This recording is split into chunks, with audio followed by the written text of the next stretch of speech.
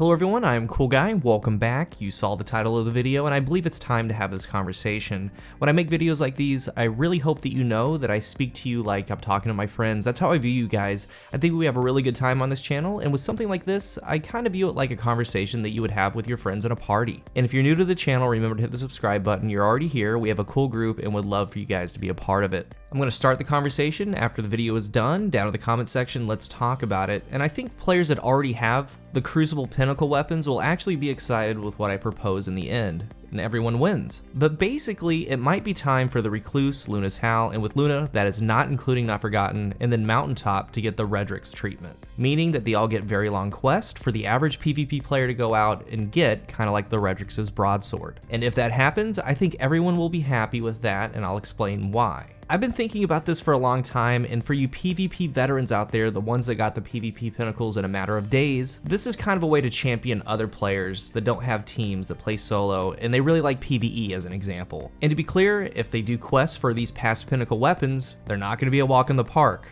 they're going to be a grind. I'm going to approach this from both sides, and let's see if we can come to a middle ground, a solution even, and I'd like to start off by praising Bungie and how the current quest to complete the season's Pinnacle weapon, the Revoker, is structured. I believe that this is a model that should be used in future seasons, and it looks like they finally found a decent recipe for the Crucible Pinnacles, and something like this should continue. It requires you to get 300 sniper rifle final blows, 50 sniper rifle precision final blows, and those can be done in quickplay. I don't mind that. The final part is 3,500 glory points earned. It's a lifetime earning, so a point system. You can go up and down in the rank, but with wins, you gain towards that 3,500. You reach that 3,500, you get the Revoker. I think that's good. That keeps the playlist a little bit more healthy than it would have been otherwise without it. And with how the Revoker is structured, players are tasked without hitting the actual fabled mark.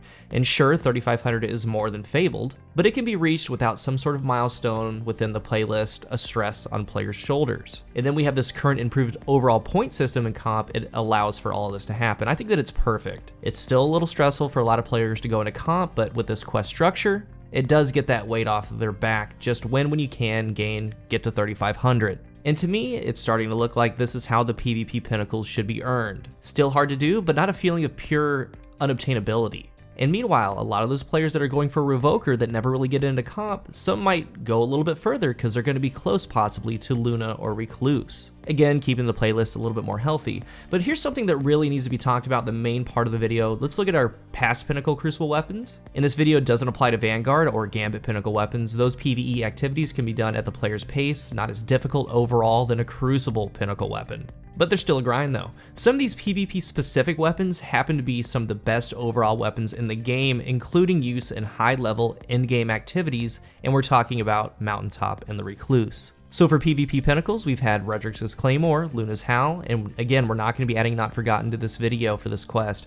Mountaintop, Recluse, Revoker. The PvP Pinnacle quest all started with Redrix. Early comp had a different score system, losing streaks very, very hard to obtain, and at that time in the game, less than 9,000 got Redrix. That's an exclusive club, like 0.8% of the entire population. And around the same time, the Whisper came out and close to 200,000 completed it. So in an entire season, less than 9,000 got Redrix. Bungie then started tweaking requirements while also making the Redrix's Broadsword Quest, and this is where the idea of the conversation came from. If you haven't looked at this quest in a long time, say you got the Claymore or you play a lot of comp, this is for the Broadsword. In the Crucible, defeat 200 opponents with pulse rifle final blows. Reach the Valor rank Heroic. In the Crucible, earn 75 double plays. Defeat 150 opponents with precision final blows from any pulse rifle. In the Crucible, defeat 50 opponents with arc final blows, then 50 with solar final blows, then 50 with void final blows. Complete 20 Crucible bounties, reset your Valor rank 5 times within a single season, then you visit Shaxx, then you get the Broadsword. Is this quest necessarily hard? Not at all. It is though extremely lengthy. I would say that if you did this quest or you're doing this quest, you earned the Redrix's Broadsword. The main thing about it is that you don't have to be in comp, but in comp, you can get this all done a lot quicker. But the player can now use the entire season to chip away at something like this if they chose to do so. So what if the Recluse, Luna's Howl, Mountaintop each got this quest? And again, Not Forgotten isn't included. That 5,500 reward should stay there, and furthermore, I wouldn't mind a 5,500 reward each season as the top overall PvP Pinnacle. And just like Not Forgotten to Luna, the stats are going to be a little bit better geared towards the archetype. So here's where it gets interesting. I know players that have these already, these Pinnacle PvP weapons, are going to have different views. Some are going to be okay with others doing this long quest to obtain it, and some players are going to think, no, I earned my Luna, etc., the way that it was intended, and they should have to do it as well. To those players, and players with recluse that have this mindset, in PvP, you've been using these strong weapons against them for 6+ months. You have the gun skill to obtain them. It's not like when they get them, they will immediately have the gun skill to outdo you. And I can all but guarantee you most of the players that want recluse specifically that don't have it want it for PvE purposes. And I'm okay with that. I'm also on the side that players should be able to experience weapons. We all play the same game here, guys, and for some these weapons are carrots on a stick that they feel hopeless to get. And I feel like if they put in the time, similar to the Redrix's Broadsword, they've earned the right to use it. Because that Broadsword Quest is no joke, and I was one of the 9K that earned the original Claymore, and that quest popped up the next season. I immediately said nope. I looked at it, I'm not doing that. And I was relieved that I got the Redrix the previous season.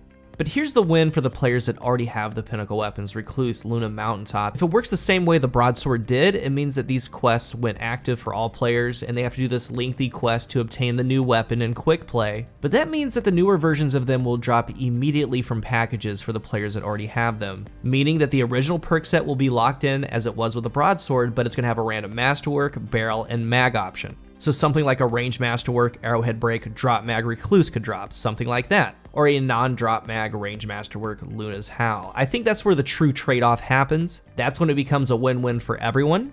The players that want them have a much easier, though longer quest to get them, and the players that already have them get the new weapon immediately in their loot pool. And then Bungie could go the extra mile that if you got a Pinnacle weapon in PvP for the season that it was out, a special emblem comes the next season, something like that. Kind of how they did with Redrix. And I'm also not lost on the fact that the Redrix season was a different time. However, comp is still comp, and you guys that play comp know what goes into playing it. So these new weapons, we can call it for this video, the Green Recluse, because it's viced. The Luna's Growl, the Mountain's Horizon, something like that, cheesy. You guys get the point though.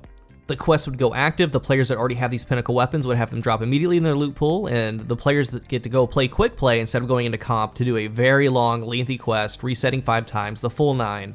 But all this really comes from a place that, again, we all play the same game, and it gives players a chance to get it through this long quest line. And I bring this up now because these Pinnacle weapons are so good in PvE, Recluse and Mountaintop specifically, which is a shift. One of the best PvE combinations in the game right now are all weapons from the Crucible, Mountaintop, Recluse, Swarm of the Raven. I don't know how that happened, and it would be an absolute shame that if some of these weapons got extreme nerfs, and if they do, we work with what we have and we find something new. But it is crazy how all this is working out, and again, to go further, when you look at Redrix, the perk and archetype that it has, it was for PvP, it is for PvP. You're not going to be out there smacking down raid bosses with Redrix. And these past Pinnacles are just good all around, top 5 overall weapons in the game.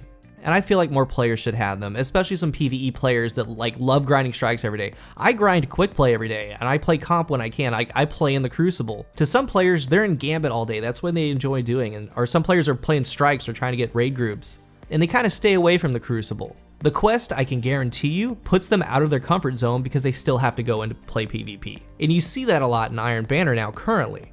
So in conclusion, put out quests for Mountaintop, and honestly that quest line alone is a grind in itself. Maybe do like a pre-step and then just have them do the regular Mountaintop quest and just tell them good luck. But for Luna's Howl, Recluse, so players can earn them, have that lengthy quest that they can do in quick play, including that Valor reset of 5 times. It's not going to be a walk in the park. The players that have the Pinnacle weapons get the new ones immediately dropped day 1 into their loot pool. And I can guarantee you that the most avid PvP players will get their desired role. I mean, I personally have about 11,000 Crucible tokens with nothing to spend them on. And I think this way, everyone wins. We're all fans of the game and everyone wins. These are the past weapons, new ones will come up, and the current season PvP weapon will always involve comp. After that season, it can go to the long quick play quest. So I would like to hear your thoughts on all this. These types of things are controversial, and I know a lot of you guys think, I went in there, I did it, they should do it too. And I know that a lot of people try, and my thinking, especially with Luna, if they haven't gotten it by now, they're still having a tough time. But that is a valid point for people saying, I went in there, I did it as well. I get all that. And all of this, again, is a conversation, and your insight is needed. Let's talk about it. Thank you guys for watching, and until the next one, I am CoolGuy.